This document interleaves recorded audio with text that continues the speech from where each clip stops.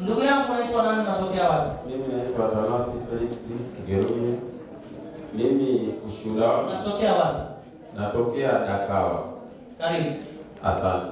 Mimi napenda sana kumshuhudia Mungu kwa matendo makubwa ambayo yanayofanyika kupitia watumishi wake na vijesho. Haikuwa nyepesi. Mimi nilikuwa ni Pentekoste.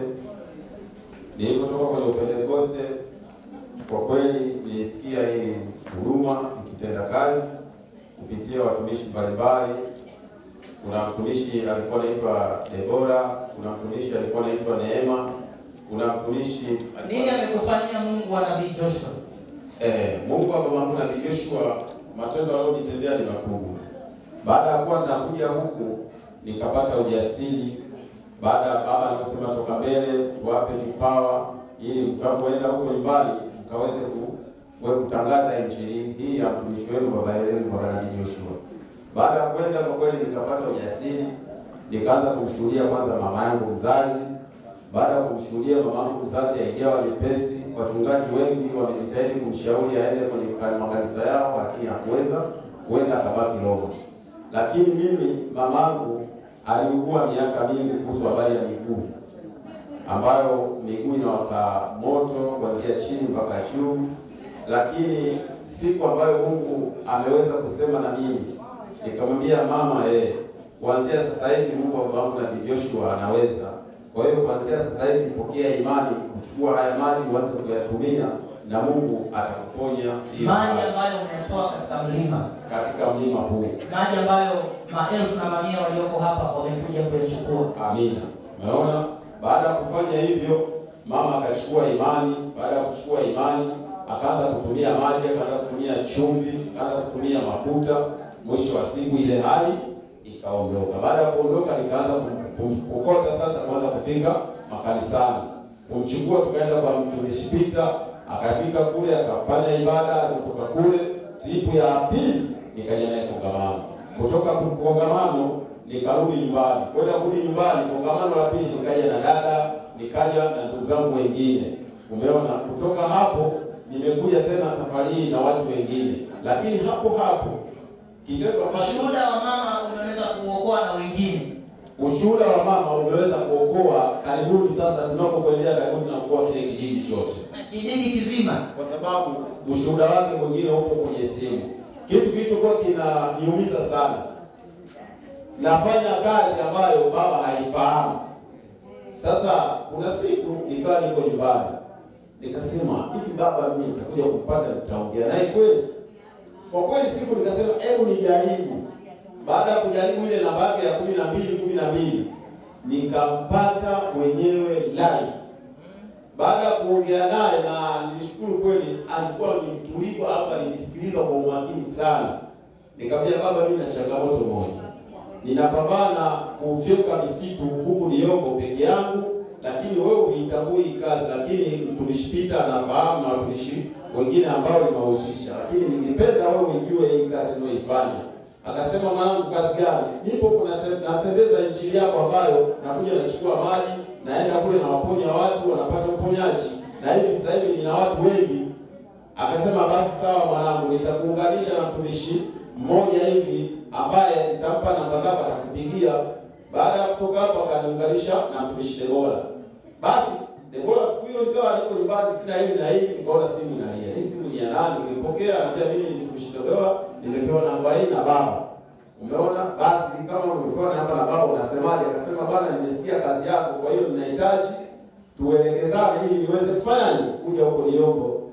Na kweli mtumishi tukawafanya mawasiliano, akaja Niyombo. Kuja Niyombo, kazi aliyokuja nayo kule ameiona.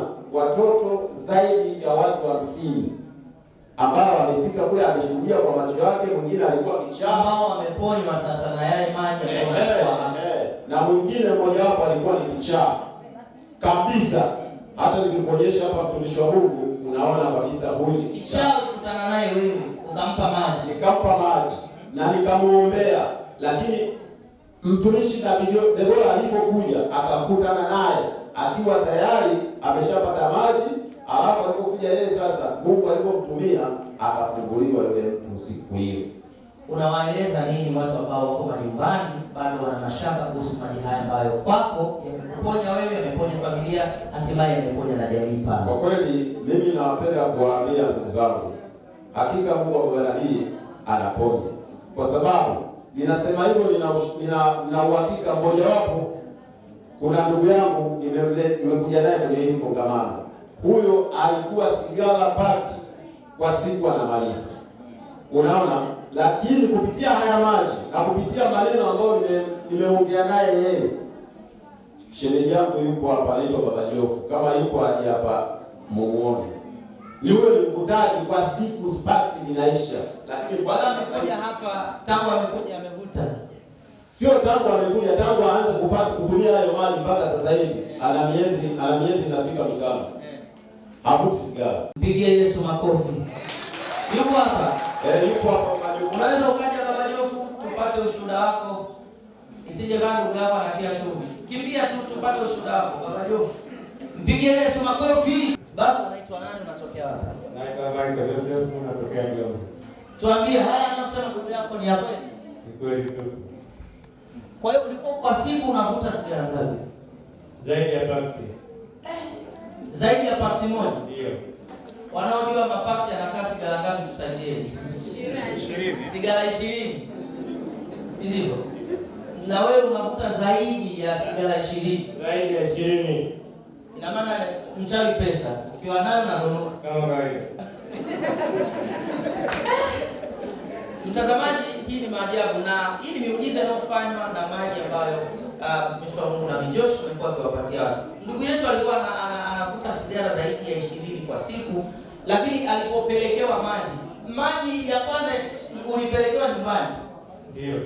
Haukuja kuyafuata, yamekufuata nyumbani. Yamekufuata nyumbani. Yakakufanyia muujiza nyumbani. Ndio. Unawaambia nini watu ambao wako majumbani na mtumishi wa Mungu amekuwa na program ya madhabahu nyumbani mwako na amekuwa akiombea maji? Unawashauri nini ikiwa wewe ulikuwa nyumbani, maji yamekufuata nyumbani, yamekuponya? Unawashauri nini? Wengi wao wanatarajia kwamba Nabii Joshua ni kwamba anaweza mtapeli sana. Ila kwa mimi nilitoa si wale wajionee muujiza kwa Nabii Joshua. Maji yamepata kiu sigara. Usikite na kiu. Sina kiu mpaka sasa na muda kama miaka 3, yaani sikopeleka. Kwa hiyo ukiletewa hapa utamani. Nishawahi kujaribu, yaani nikala shikoni ndio mwanzo wa kwanza. Mpigie Yesu makofi. Kumbe inaonekana kuacha. Yeah, na mtumishi wa Mungu nakumbuka jana tukiwa kwenye kipindi ulizungumza kitu kusema kuna mtu nilikutana naye anaelewa kabisa na anatamani kuacha. Anauliza, je, nikija mtu kama mimi nitastahili? Yes. Na ulijibu vizuri kwamba hata stahili na Yesu anatafuta watu kama hao. Mmoja wapo ndio kuna watu ambao wanadhani kwamba haiwezekani kuacha na wengine hawaamini katika maji. Neno lako la mwisho kwa mimi nitashauri tu hapa kutumia maji kwa inawezekana. Yes. Sasa maji haitoshi. Maji kutoka wapi? Nabii Joshua. Amen. Maana makwao wana maji. Maji ya upako kutoka kwenye mlima wa Nabii Joshua yanaweza kufanya mambo yote yaliyoshindikana kwa wanadamu. Mpigie Yesu makofi. Ndugu yangu, Mungu akubariki sana. Endelea kudumu katika uponyaji huo na Mungu atakuzidisha sana.